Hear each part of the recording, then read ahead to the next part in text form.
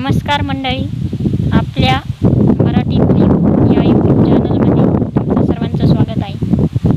आजकाल खूप लोक बोलतात की शेतकरी राजाला इज्जतच नाही आणि शेतकरी राजाला इज्जत कोणी देतं बी नाही.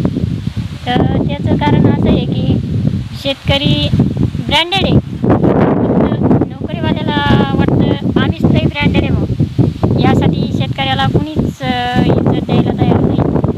पण त्याच नोकरीवाल्याला, बिझनेसमॅन, धंद्यावाला कुणीही असो, त्या सर्व लोकांना माझं एवढंच सांगणं आहे की अरे बाबा हो, साधं टिकल्याची पाकिटं विकणाऱ्याला जरी विचारलं काय करतो तू, तो सुद्धा काय बोलतो, माझा बिझनेस आहे.